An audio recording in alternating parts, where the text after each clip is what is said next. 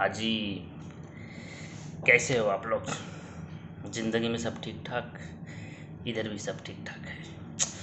तो एक प्यारी सी कविता है, बहुत ही प्यारी है। आप सुनेंगे तो शायद आपको भी अच्छा लगेगा। ये मुझे तो बहुत पसंद है, तो मैं स्टार्ट करता हूँ। अच्छा आदमी था, बहुत अच्छा आदमी था। ये बात तुमने कह दी यकीन से या अंदाजे पर, अब कुछ न कुछ कहना बनता था ना उसके जनाजे पर। नहीं कहते तो जमाने को तुम्हारी अच्छाई पर शक होता, नहीं कहते तो जमाने को तुम्हारी अच्छाई पर शक होता। अगर वह सुनता तो खुशी के मारे पागल बेशक हो जाता। खैर, ये बताओ, अच्छा ही था तो अच्छेपन का हिसाब क्यों नहीं दिया? हफ्ते भर से कुछ पूछ तो रहा था ना, सवालों का जवाब क्यों नहीं दिया? वो जब पूछता कि मेरी ज़िंदगी में गमों के सिवा कुछ बाकी रहेगा या नहीं, वो जब पूछता मेरी ज़िंदगी में गमों के सिवा कुछ बाकी रहेगा या नहीं, और फिर तुम हंसकर कह देते थे यार तू इसके सिवा कुछ और कहेगा या नहीं। काश, काश के हंसी ठहाके के सिलसिले को तोड़ के देखा होता। काश कि जितनी बार उसे अलविदा कहा उसी रास्ते पे रुक कर पीछे मुड़ के देखा होता, तो जानते कि तुमसे मिलने के बाद कभी वो घर नहीं गया था। तुमसे मिलने के बाद कभी वो घर नहीं गया था, उसके चेहरे से वो नाराज़गी का असर नहीं गया था। वहीं वहीं पेड़ के सहारे सड़क के किनारे बैठ जाया करता था, आते जाते मुसाफिरों से भी रूठ जाया करता था। तुम जानते थे ना, तुम जानते थे कि हम सबसे कुछ दिनों से बड़ा अलग अलग सा दूर सा रहता है। पर क्या यह जानते थे अकेले पलंग पर लेटे अपने घर के दीवारों और पंखों को घूरता रहता था। कहा तो था उसने, कहा तो था उसने, मिलो, मुलाकातें करनी है, जो किसी और से नहीं कही वो तुमसे बातें करनी है।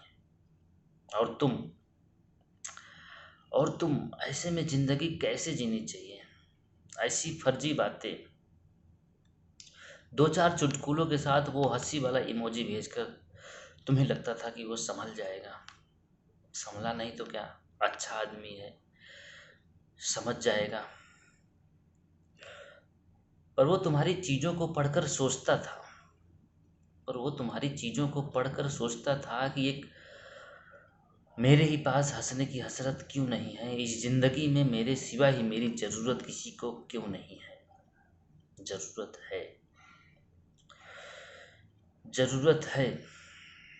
काश कि उससे एहसास दिला दिया होता, काश कि उसे एहसास दिला दिया होता, काश कि उसे एहसास दिला दिया होता, बिना वजह गले लगाकर पास बैठा लिया होता। काश कि जानते कि हर रोज़ वो जानबूझकर बिना कुछ खाए बेहोश कैसे हो जाता है। काश कि समझते हैं कि वो बोलते बोलते अक्सर खामोश कैसे हो जाता था। काश कि उसके लिए ही उससे लड़ लिया होता, उसके घर की दीवारों से ज़्यादा उसकी उस डायरी को पढ़ लिया होता, तो जानते उसकी आंखों में कोई सपना नहीं था। तो जानते उसकी आंखों में कोई सपना नहीं था, उसके अपने बहुत थे मगर कोई उसका अपना नहीं था। काश कि हम में से कोई तो उसके घर पर वक्त पर पहुंचा होता, तो उसने उस दवाई की शीशी को खोलने से पहले कुछ तो सोचा होता। काश, कहते हैं रिश्ते बांधते हैं ना, तो उसके घर में जंजीर मौजूद थी। जिस मेज पर दवाई की शीशी थी वहीं वहीं माँ पापा की तस्वीर मौजूद थी। पर उस वक्त कोई उसका अपना उसके पास नहीं था। दिल का हर एक दोस्त था तो सही, पर दिल के खास नहीं था। इस बार उसने जिंदगी का रास्ता मौत के जानिब समझा, इस बार उसने जिंदगी का रास्ता मौत के जानिब समझा, इस बार उसने चले जाना ही मुनासिब समझा। जाते जाते जिंदगी से सीखता गया, वह अपने आखिरी खत में लिखता गया कि मेरी मनमर्जी है, मेरे दोस्तों को इसमें शामिल मत करना।